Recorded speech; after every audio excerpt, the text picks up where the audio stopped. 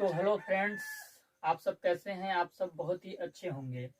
तो आज से हम लोग कुछ दिनों तक एनर्जेटिक क्लास को स्टार्ट करने जा रहे हैं एमएड एंट्रेंस एग्जाम 2023 के लिए, ठीक ना। तो जो भी स्टूडेंट्स एमएड एंट्रेंस एग्जाम के लिए प्रिपरेशन कर रहे हैं, तैयार हो जाइए, रोज की क्लास को अटेंड कीजिए और कुछ नया सीखिए, ठीक ना। तो दोस्तों, आप सब जान ही रहे होंगे कि एमएड एंट्रेंस एग्जाम 2023 कि जो भी स्टूडेंट्स तैयारी कर रहे हैं और किसी भी यूनिवर्सिटी से कर रहे हैं, जैसे कि यूनिवर्सिटी के कुछ नाम हैं: MGKVT, Allahabad university, Lucknow university, Chaudhary Charan Singh university, Deendayal Upadhyay university, Bundelkhand university, Veer Bahadur Singh Purvanchal university या अदर जो भी जितने यूनिवर्सिटीज एमएड का एंट्रेंस एग्जाम कराती हैं स्टेट लेवल पर, सभी यूनिवर्सिटीज में आपको पता ही है कि बीएड बेस्ड कितने क्वेश्चन 100 क्वेश्चन पूछते हैं, ठीक ना। 100 क्वेश्चंस पूछते हैं। तो 100 क्वेश्चन जो बीएड से निकल कर आते हैं, मैंने बोला था कि उसकी तैयारी मैं आपको अपने ही चैनल पे करा दूंगा। किस चैनल पे करा दूंगा? कोर्सेस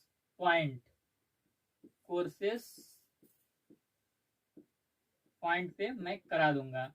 तो उसी में हम लोग ज्यादा वीडियो मैं नहीं बनाऊंगा, 5 या 6 वीडियो मैं बनाऊंगा। 5 या 6 वीडियो में मैं इतना मटेरियल आपको दे दूंगा कि बीएड से निकलकर जो भी क्वेश्चन आएगा उसको आप आराम से कर लीजिएगा, ठीक ना। तो आज का जो वीडियो है वो फिलॉसफी सब्जेक्ट से है, ठीक ना। फिलॉसफी सब्जेक्ट से है। आपके आज का वीडियो का टॉपिक है दोस्तों सामाजिक परिवर्तन। क्या है? सामाजिक परिवर्तन है आज के वीडियो का आपका टॉपिक। सामाजिक परिवर्तन, इंग्लिश में इसको क्या कहेंगे? सोशल चेंज, ठीक ना। सामाजिक परिवर्तन आज के वीडियो का टॉपिक है। सामाजिक परिवर्तन में आज हम क्या क्या जानेंगे दोस्तों? सबसे पहले हम इसकी परिभाषा को जानेंगे कि सामाजिक परिवर्तन की परिभाषा क्या होती है, ठीक ना। फिर उसके बाद हम जानेंगे कि सामाजिक परिवर्तन की विशेषताएं क्या होती हैं। विशेषताएं। अब आप जान रहे हैं कि जो आपका एमएड है वो क्या है? मास्टर ऑफ एजुकेशन, यानी शिक्षा से संबंधित है। तो सामाजिक परिवर्तन में शिक्षा का क्या योगदान है वो भी हम लोग जानेंगे कि शिक्षा का योगदान क्या है, शिक्षा का योगदान क्या है। फिर इसके बाद हम लोग जानेंगे कि सामाजिक परिवर्तन को प्रभावित करने वाले कारक कौन कौन से हैं। प्रभावित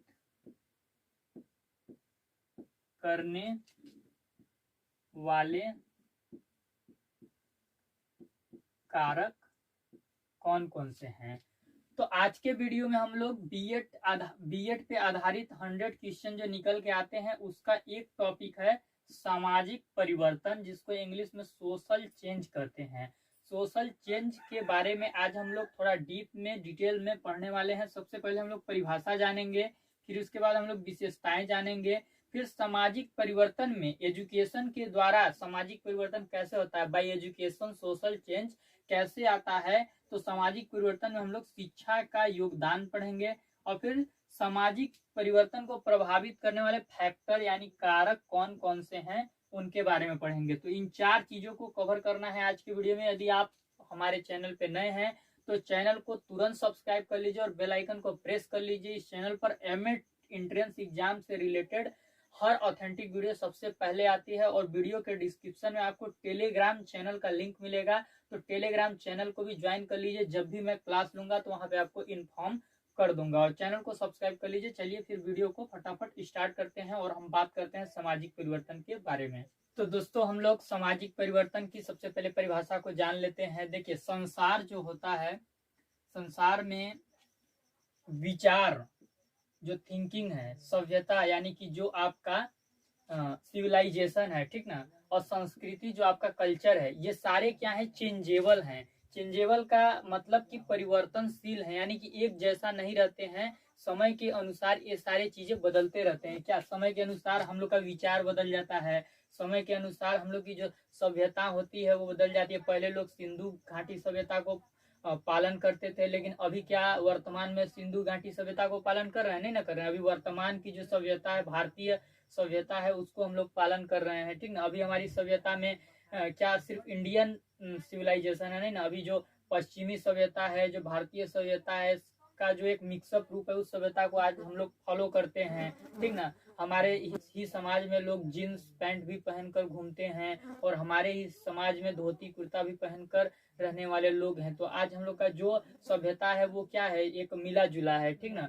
और हमारी जो संस्कृति है वो भी एक जैसी नहीं रहती, उसका भी बदलाव होता रहता है समय के साथ। जैसे कि आज जो वर्तमान में हमारी स्थिति है, आज हमारा जो धर्म है, हिंदू धर्म है, वो भारत की मुख्य धारा से जुड़ गया है, ठीक ना। तो समय के अनुसार हमारे विचार बदलते रहते हैं, सभ्यता बदलती रहती है, संस्कृति भी बदलते रहते हैं। ये चीज हमको दिमाग में रखना है सामाजिक परिवर्तन के अंतर्गत, ठीक ना।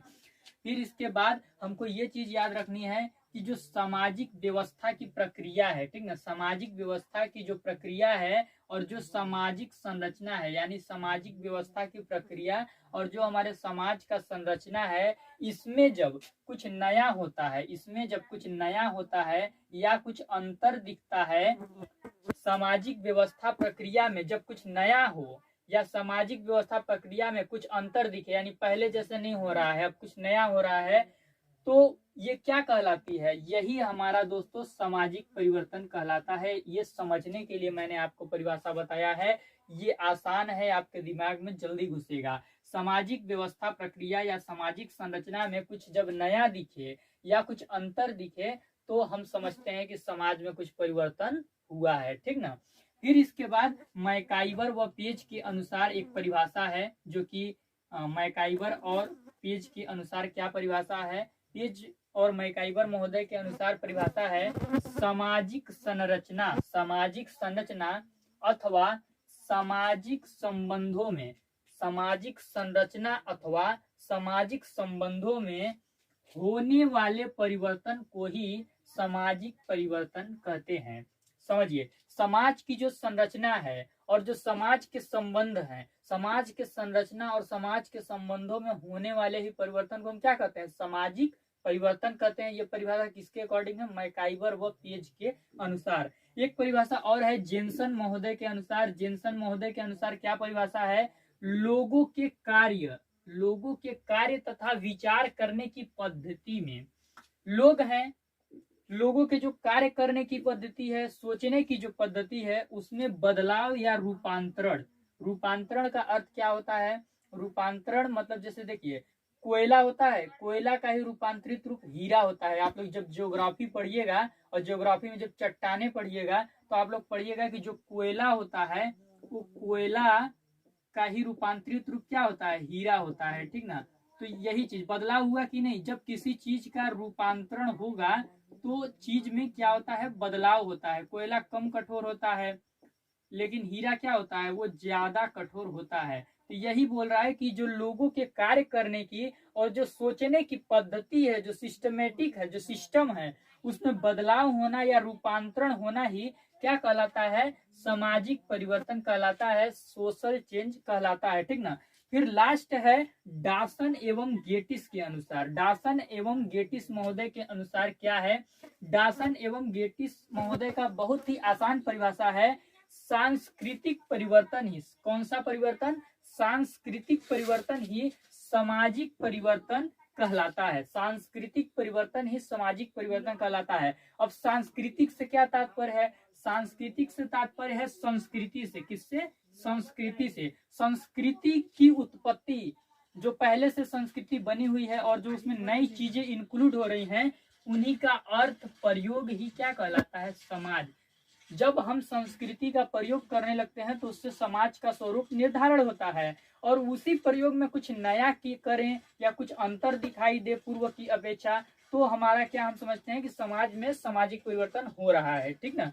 तो मैकाइवर एवं पेज के अनुसार क्या परिभाषा है? सामाजिक संरचना अथवा सामाजिक संबंधों में होने वाले परिवर्तन क्या कहलाते हैं? सामाजिक परिवर्तन। और जेनसन महोदय के अनुसार क्या है, जो लोगों के कार्य और सोचने की जो पद्धति है उसका रूपांतरित रूप सामाजिक परिवर्तन है। डासन एवं गेटिस के महोदय के अनुसार क्या है, सांस्कृतिक परिवर्तन ही सामाजिक परिवर्तन है।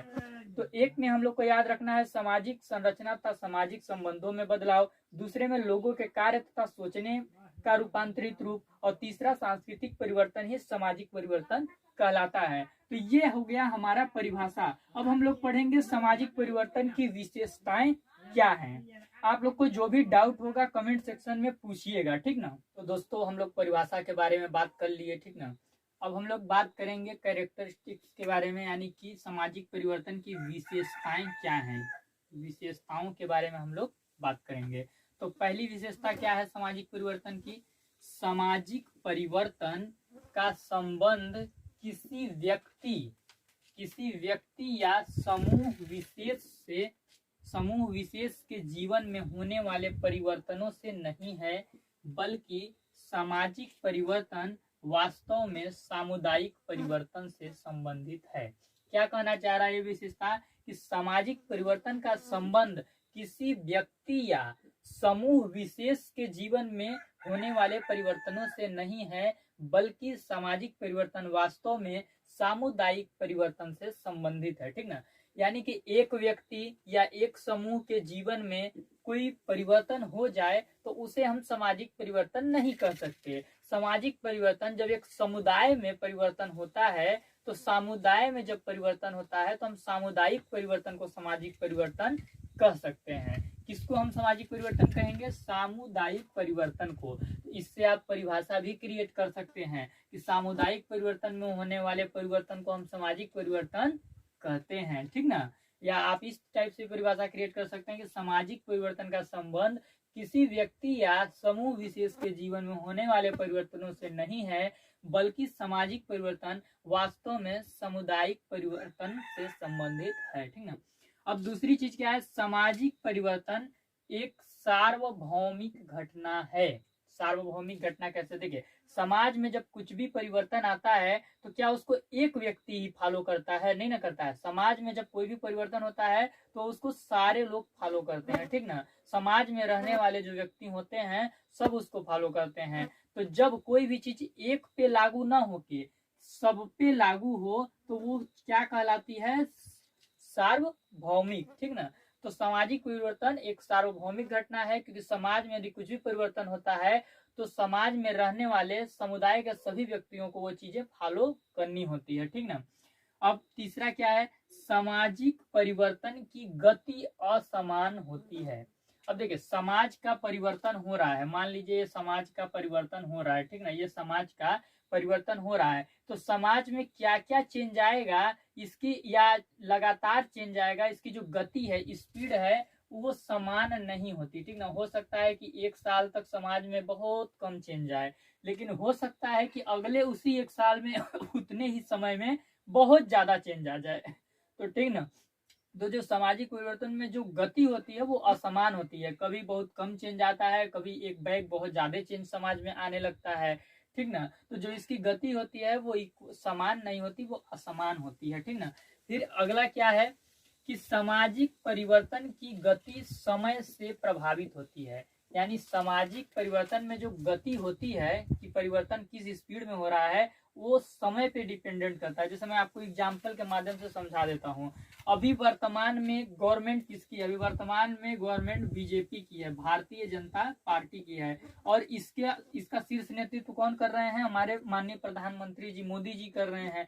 तो मोदी जी के आने के बाद और खासकर यूपी में योगी जी के आने के बाद हमारे भारत में मतलब प्रमुखता से किन चीजों पे बात होती है, हमारे धर्म को मुख्य धारा से जोड़ने का प्रयास किया जाता है। हिंदू धर्म को, बीजेपी की गवर्नमेंट थी जब मोदी जी आए और यूपी में खासकर योगी जी आए, तो भारत में मुख्य धारा से किसको जोड़ने का प्रयास किया गया, किसकी बात होती थी, धर्म की बात होती थी, राष्ट्रवाद के मुद्दों को मुख्य धारा से जोड़ने का बात होता था। जैसे कि बीजेपी की गवर्नमेंट में काशी का विश्वनाथ डोर हो या फिर अयोध्या का राम मंदिर हो, जैसे कार्य बहुत तेजी से हुए। तो समय का बहुत प्रभाव पड़ता है, जिस टाइप का समय क्रिएट होता है उस प्रकार के कार्यों को तेजी से किया जा सकता है, गति उसकी बढ़ सकती है, ठीक ना। क्या कांग्रेस होती तो इस टाइप के कार्य होते नहीं हो पाते, क्योंकि बीजेपी धर्म के मुद्दों को हो या फिर राष्ट्रवाद के मुद्दों के जितने कार्य होते हैं उनको भारत की मुख्य धारा से जोड़ने का प्रयास करती है। जैसे कि सुभाष चंद्र बोस को दिल्ली के गेट से जोड़ दिया गया,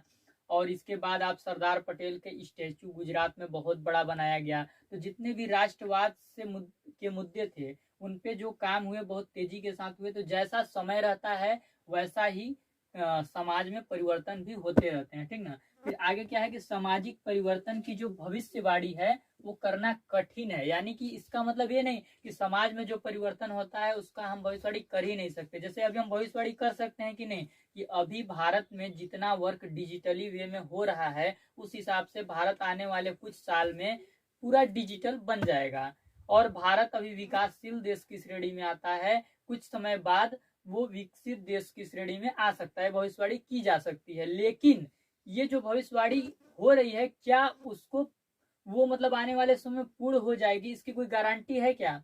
अभी गवर्नमेंट चेंज होगी, गवर्नमेंट चेंज होने के बाद जितने भी सरकार की पॉलिसीज होती हैं, जितनी भी योजनाएं होती हैं वो सारी बदल जाएंगी। तो जब गवर्नमेंट बदलेंगी, पॉलिसीज बदलेंगी, तो हो सकता है कि जो भविष्यवाणी है वो पूरा ना हो पाए, जो हमारा वर्क चल रहा था वो दूसरे वे में चलने लगे, और जो डिजिटली वर्क जो था उसको अगली गवर्नमेंट हतोत्साहित कर दे, उसको उतना बढ़ावा न दे, तो उस स्थिति में ये भविष्यवाणी क्या होती है, फेल भी हो जाती है, ठीक ना।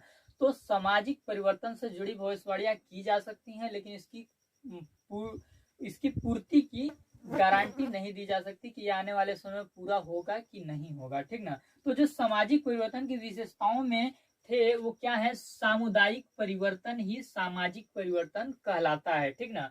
सामाजिक परिवर्तन एक सार्वभौमिक घटना है, यानी एक व्यक्ति पे लागू नहीं होती है। अगर समाज में कुछ परिवर्तन हो रहा है तो उसको सारे व्यक्ति फॉलो करते हैं, ठीक ना। सामाजिक परिवर्तन की गति जो होती है वो असमान होती है, एक जैसी गति नहीं रहती है।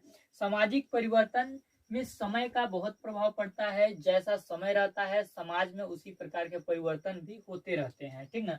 सामाजिक परिवर्तन की भविष्यवाणी करना कठिन होता है, ठीक ना। तो ये सामाजिक परिवर्तन की कुछ विशेषताएं थी जिनको हम लोग याद रखेंगे कि सामुदायिक परिवर्तन ही सामाजिक परिवर्तन है, सामाजिक परिवर्तन सार्वभौमिक घटना है, सामाजिक परिवर्तन की गति असमान होती है, सामाजिक परिवर्तन की गति समय पे निर्भर होती है, सामाजिक परिवर्तन की भविष्यवाणी कठिन होती है। इसको आप परिभाषा के रूप में भी लिख सकते हैं कि सामाजिक परिवर्तन का संबंध किसी व्यक्ति या समूह विशेष के जीवन में होने वाले परिवर्तन से नहीं, बल्कि सामुदायिक परिवर्तन में होने वाले परिवर्तन सामाजिक परिवर्तन कहलाते हैं, ठीक ना। तो हम लोग अब जानेंगे सामाजिक परिवर्तन में शिक्षा का क्या योगदान है, ठीक ना। यानी कि सामाजिक परिवर्तन, सोशल चेंज की जो प्रक्रिया है उसमें शिक्षा अपना रोल कितना निभाती है और कैसे निभाती है, आखिर शिक्षा के द्वारा सामाजिक परिवर्तन कैसे संभव है, ये चीज हम लोग अभी जान रहे हैं, ठीक ना। तो सबसे पहले आगे हमें ये जानना होगा कि जो शिक्षा है वो क्या है और इसका स्वरूप क्या है, ठीक ना। तो ये हम लोग जान लेते हैं।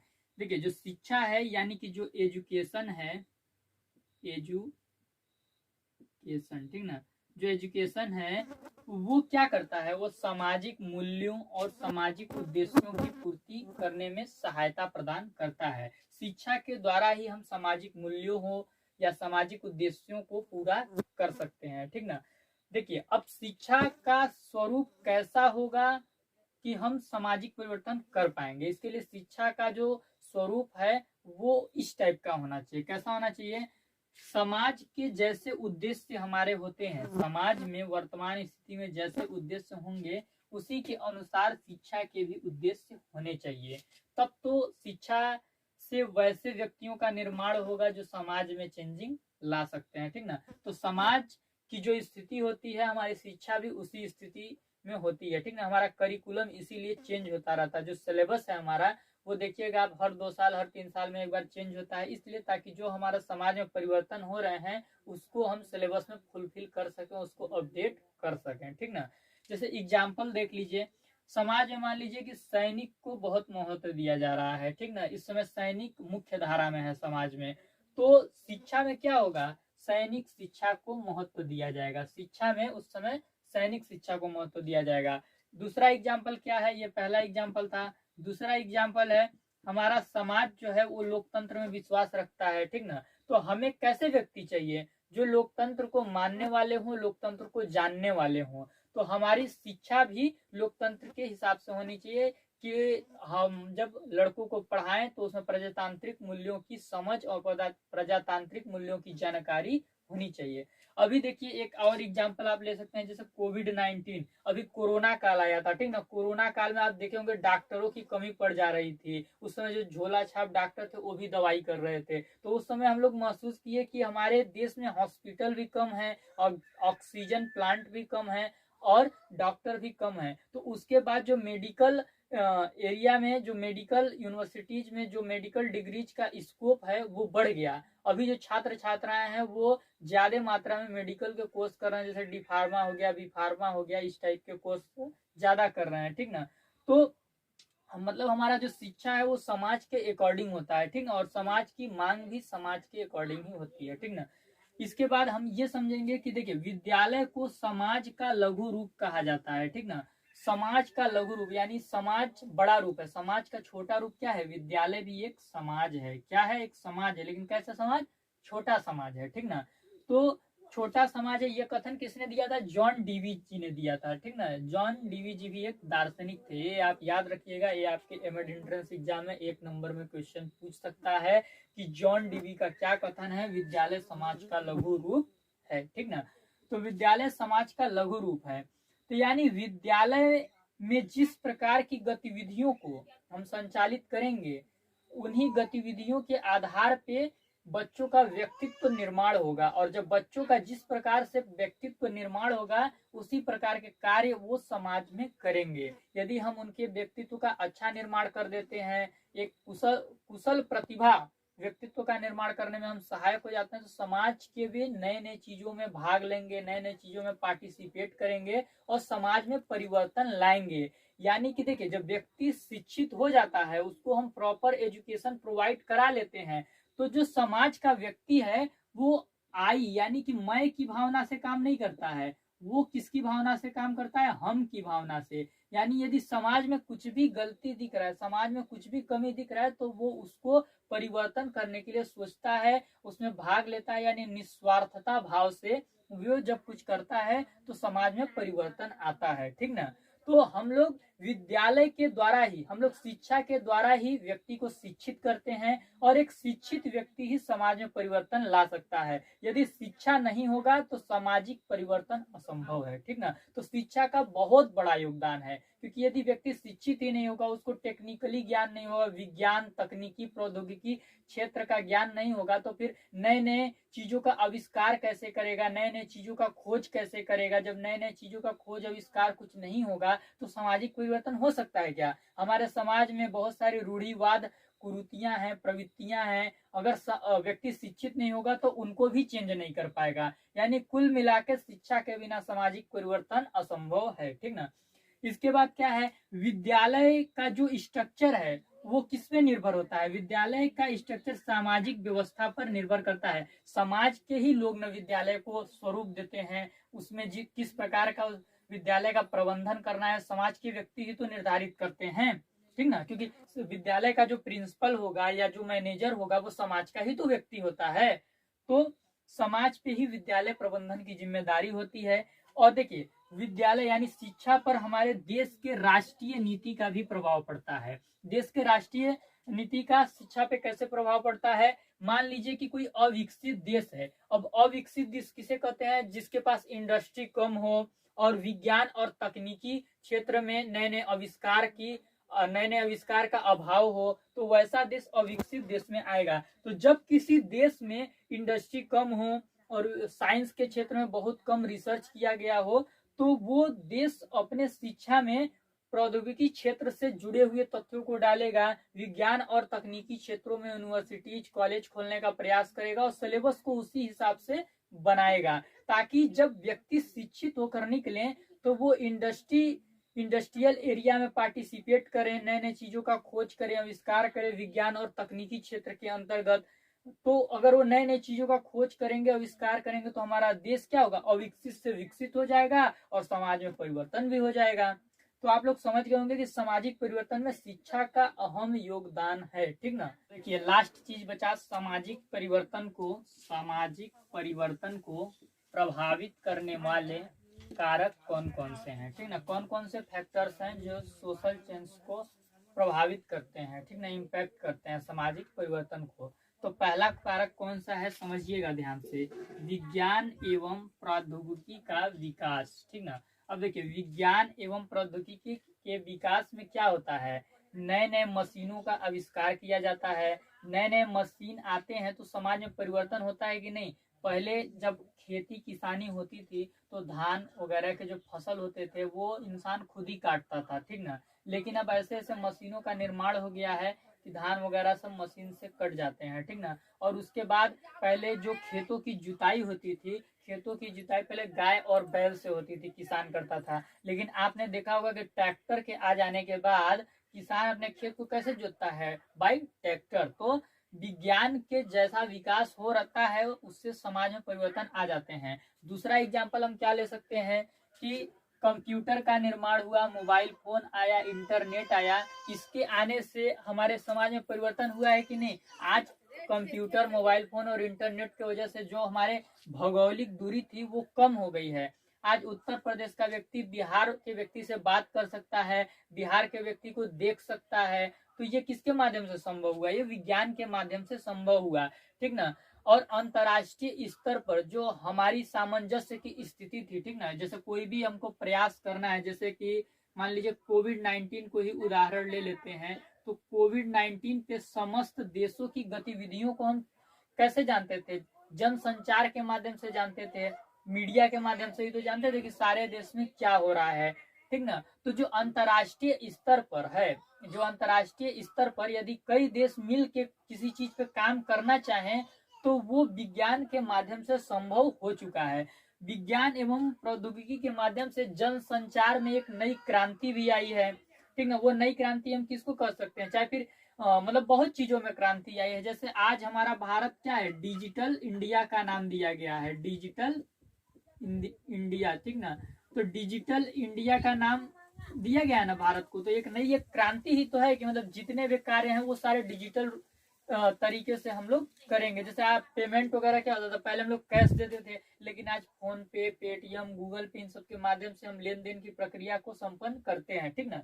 तो इस हिसाब से विज्ञान और प्रौद्योगिकी का विकास भी सामाजिक परिवर्तन को प्रभावित करते हैं। और एक चीज आप ये भी याद रखिएगा कि सामाजिक परिवर्तन में सिर्फ पॉजिटिव चीजें ही नहीं आती हैं। यदि समाज में कुछ नकारात्मक परिवर्तन भी हो रहा है तो वो भी सामाजिक परिवर्तन के अंतर्गत ही आएगा। ठीक ना। अब विचारधाराएं, विचारधाराएं समाज को कैसे प्रभावित करती हैं। देखिए समाज में व्यक्तियों की जैसी विचारधारा होगी वो उसी प्रकार के कार्य को भी करेंगे। ठीक ना। जैसे जो समाजवाद की विचारधारा हो गई, पूंजीवाद की विचारधारा हो गई, मार्क्सवाद की विचारधारा हो गई, पश्चिमी संस्कृति की विचारधारा हो गई। तो आप इसको समझ लीजिए पश्चिमी संस्कृति की विचारधारा के अनुसार। देखिए अगर लोगों को पश्चिमी संस्कृति से ज्यादा नफरत नहीं होगा, वो लोग पश्चिमी संस्कृति को मतलब सामान्य समझेंगे, तो लोग क्या है इंडियन कल्चर को छोड़ के, मतलब इंडियन क्या कह लीजिए, मतलब जो हमारी पुरानी संस्कृति थी उसको छोड़ के वो पश्चिमी संस्कृति को ग्रहण कर सकते हैं। जैसे कि लड़कियां होती थी, चाहे फिर जो लड़के होते हैं, लड़कियां लड़के दोनों ही, पहले क्या होता था एक नॉर्मल सा कपड़ा पहनते थे। ठीक ना। लेकिन अब क्या होता है वो जींस पैंट ये सब पहनते हैं, और कुछ लोग तो ऐसे हैं जो फटे जींस भी पहनते हैं। तो ये सब क्या है, पश्चिमी संस्कृति को वो एक्सेप्ट कर लेते हैं। तो जैसी जिसकी विचारधारा होती है, विचारधारा के अनुसार भी समाज में परिवर्तन होता है। यदि सारे समाज की विचारधारा पश्चिमी संस्कृति को एक्सेप्ट कर रही है तो समाज में एक नया परिवर्तन होगा और पश्चिमी संस्कृति का बोलबाला दिखने लगेगा। ठीक ना। समाजीकरण की प्रक्रिया, समाजीकरण की प्रक्रिया में क्या होता है, मानव से निर्मित समस्त परिवेश क्या कहलाता है, मानव से निर्मित समस्त परिवेश हमारा संस्कृति कहलाता है। ठीक ना। और मनुष्य जिस संस्कृति में जन्म लेता है या जिस समाज में जन्म लेता है वो उस समाज के विश्वासों, मान्यताओं, परंपराओं, रूढ़ियों पे विश्वास करता है। ठीक ना। और अपने परिवार, पड़ोस, विद्यालय, परिवार, पड़ोस, विद्यालय, समुदाय पे भरोसा करता है और उन्हीं से अपने जीवन जीने का ढंग सीखता है, वहीं की संस्कृति को आत्मसात कर लेता है। ठीक ना। अब देखिए, आत्मसात करने के बाद यदि समाजीकरण में किसी व्यक्ति का अच्छा समाजीकरण हो गया है, जब अच्छा समाजीकरण का मतलब क्या है, अच्छा समाजीकरण होने का मतलब कि वो व्यक्ति निस्वार्थ हो गया है। ठीक ना। व्यक्ति में उच्च मनोबल है, पवित्र विचार है। तो यदि समाज के व्यक्तियों में निस्वार्थता की भावना, उच्च मनोबल की भावना, पवित्र विचार जब आ जाते हैं, तो वो समाज में कैसे काम करता है, वो समाज में हम की भावना से काम करता है। ठीक ना। आई की भावना से काम नहीं करता है, वो हम की भावना से काम करता है। और समाज में जब व्यक्ति कोई हम की भावना से काम करता है, तो वो समाज में परिवर्तन लाने के लिए जरूर सोचता है। जैसे कि आप एग्जाम्पल में ले सकते हैं राजा राम मोहन राय को। ठीक ना। जो कि सती प्रथा को शायद खत्म किए थे। ठीक ना। एक बार आप लोग चेक कर लीजिएगा। तो राजा राम मोहन राय जी जो थे, उन्होंने देखा कि समाज में बहुत सारी व्याप्त बुराइयां हैं, तो उन्होंने अपने धर्म ग्रंथों को पढ़ा और धर्म ग्रंथों में पढ़ा तो देखा कि ऐसा धर्म ग्रंथों में कुछ लिखा नहीं है कि जो स्त्री विधवा है उसको मतलब जला वगैरह दिया जाए, ऐसा कुछ नहीं है। लोगों में अशिक्षा है और अशिक्षा के चलते ही लोग इसको जान नहीं पा रहे हैं। तो उन्होंने सती प्रथा का विरोध करते हुए समाज में गए, लोगों को बताए कि ये गलत है, हमारे धर्म ग्रंथ में ऐसा नहीं लिखा है। ठीक ना। तो वो जब हम की भावना से काम किए तो समाज में परिवर्तन आया कि नहीं आया। आज क्या सती प्रथा विद्यमान है समाज में? नहीं है ना। तो समाज के ही लोग होते हैं जो समाज में परिवर्तन लाते हैं। लेकिन समाज में परिवर्तन लाने के लिए निस्वार्थता की भावना होनी चाहिए, उच्च मनोबल होना चाहिए, पवित्र विचार होना चाहिए। कुल मिला के जो व्यक्ति है उसका समाजीकरण अच्छा होना चाहिए। ठीक ना। अगला कारक क्या है? सांस्कृतिक कारक। सांस्कृतिक कारक में हमें क्या समझना है कि जो मानव निर्मित परिवेश है, मानव निर्मित समस्त परिवेश को हम क्या बोलते हैं? संस्कृति बोलते हैं। हमारी जैसी संस्कृति होगी, संस्कृति का प्रभाव हमारे जीवन शैली पे पड़ता है, जीवन स्तर पे पड़ता है, हमारी विचारधारा पे पड़ता है, हमारे सामाजिक संबंध में पड़ता है। संस्कृति निर्माण की आधारशिला क्या है? शिक्षा है। शिक्षा के ही आधार पर हम संस्कृति का निर्माण करते हैं। ठीक ना। तो जैसी संस्कृति होती है उसी के हिसाब से हमारे जीवन शैली में भी परिवर्तन होते रहता है। जैसे देखिए, सिंधु घाटी सभ्यता की एक संस्कृति थी ना, रहने और बोलने, खाने पीने के एक पूरे संस्कृति थी। तो जब सिंधु घाटी सभ्यता खत्म हुई तो समाज में परिवर्तन आया ना। जैसे कि मान लीजिए, आप एक एग्जाम्पल ऐसे भी समझ सकते हैं, जैसे कि आप आउट ऑफ स्टेट जब जाते हैं, आउट ऑफ स्टेट, मान लीजिए कि आप अभी उत्तर प्रदेश में थे, ठीक ना, यूपी में थे, आप अभी यूपी छोड़ के राजस्थान में चले जाइए। कहाँ चले जाइए? राजस्थान में। आप अभी राजस्थान में चले जाइए। तो जब आप राजस्थान में जाएंगे तो वहां पे आपको एक अलग संस्कृति देखने को मिलेगी। तो अलग संस्कृति वहां पे देखने को क्यों मिलती है? क्योंकि वहां पे अलग प्रकार के व्यक्ति होते हैं, वो अपने अलग संस्कृति का निर्माण किए हुए होते हैं। तो ठीक ना।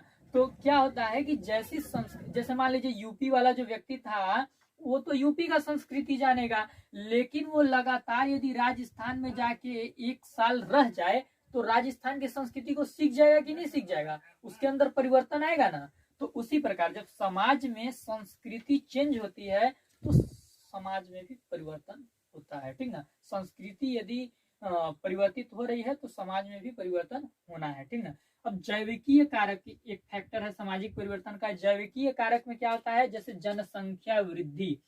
अब आप बोलेंगे जनसंख्या वृद्धि से कैसे समाज में परिवर्तन होगा? तो देखिए, जनसंख्या वृद्धि से समाज में इस प्रकार से परिवर्तन होता है। मान लीजिए बहुत जनसंख्या वृद्धि हो गया तो क्या हम प्राकृतिक संसाधन की पूर्ति कर पाएंगे? आज हमारे पास पेड़ पौधे, नदी, जल, वायु जो है, बहुत ज्यादा जनसंख्या हो जाएगा तो फिर इसकी रिक्तता हो जाएगी। हमारे पास न तो पर्याप्त वायु होगा, न तो पर्याप्त पेड़ पौधे होंगे, पर्याप्त अनाज नहीं होगा, तो प्राकृतिक संसाधन की कमी पड़ेगी। और जब प्राकृतिक संसाधन की कमी होगी तो हम लोग मर जाएंगे। ये जो दुनिया की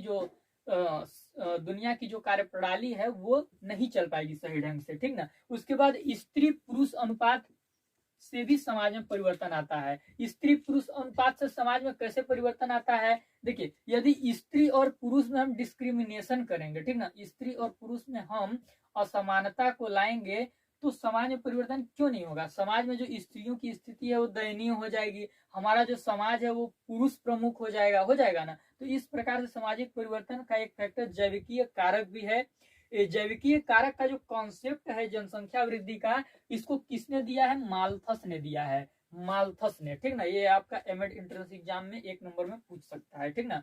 फिर इसके बाद क्या है? मनोवैज्ञानिक कारक। मनोवैज्ञानिक कारक में क्या है कि हम कैसा सोचते हैं, हमारी जो अंदर से मन है वो कैसा है, ठीक ना, हम किस विचार को सपोर्ट करते हैं।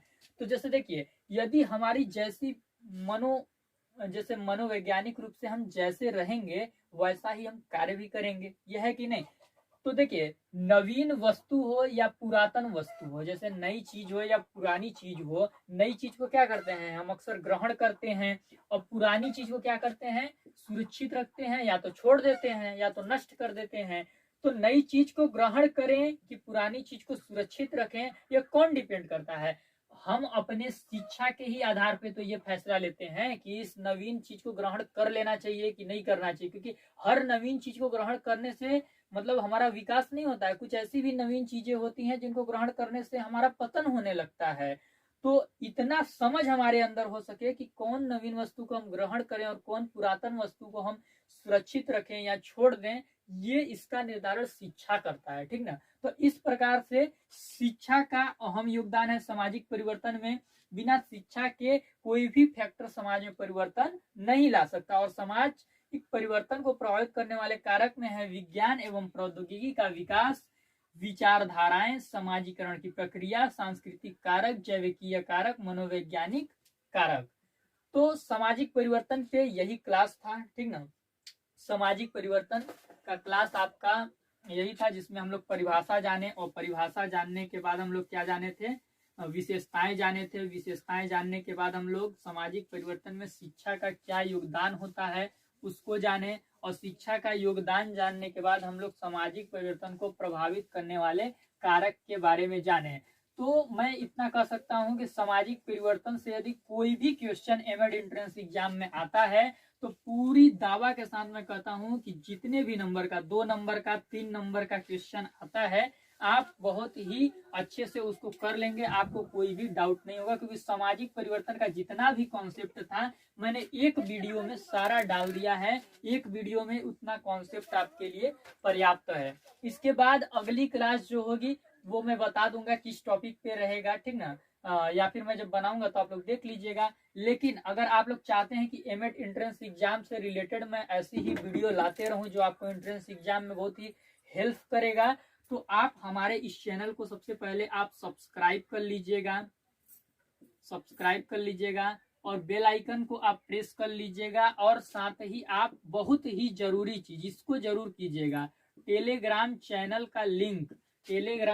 का लिंक आपको वीडियो के डिस्क्रिप्शन में मिल जाएगा। कहाँ मिल जाएगा? वीडियो के डिस्क्रिप्शन में। तो वहां से जाके आप टेलीग्राम चैनल को जरूर ज्वाइन कर लीजिएगा, क्योंकि पीडीएफ हो या ऑनलाइन क्लास हो मैं इसी पे बता के लूंगा। और जैसे ही मैं क्लास लेता हूं, उसका वीडियो बनाता हूं, अपलोड करता हूं, तो उसका लिंक भी सबसे पहले मैं सेंड टेलीग्राम चैनल पे ही करता हूं। या आपके एमएड एंट्रेंस एग्जाम का फॉर्म भी आएगा तो सबसे पहले सूचना मैं आपको टेलीग्राम चैनल पे ही दूंगा, क्योंकि मैं तुरंत वीडियो तो नहीं बने पाऊंगा। मुझे पता चलेगा कि फॉर्म आया है तो वीडियो बनाने में भी टाइम लगता है, ठीक ना, लेकिन सूचना देने में टाइम नहीं लगता है। तो वो सूचना मैं आपको टेलीग्राम के जरिए दूंगा। इसीलिए मैं बार बार अपने वीडियो में कहता हूं कि टेलीग्राम चैनल को जरूर ज्वाइन कीजिए, वीडियो के डिस्क्रिप्शन में उसका लिंक है। और आप कमेंट करके जरूर बताइएगा, एकदम मस्ट है, क्योंकि पहली क्लास है और अगर आप लोग नहीं बताएंगे तो दूसरी क्लास शायद आए भी ना, ठीक ना। तो आप लोग जरूर बताइएगा कि क्लास कैसा है, क्लास में जो भी कमी होगा या जो आपको जिस चीज की नीड होगी वो चीज बताइएगा, मैं उसको भी आपको क्लास में करा दूंगा, ठीक ना। लेकिन कमेंट आप लोग जरूर करेंगे, कमेंट आप लोग जरूर कीजिएगा। Thank you.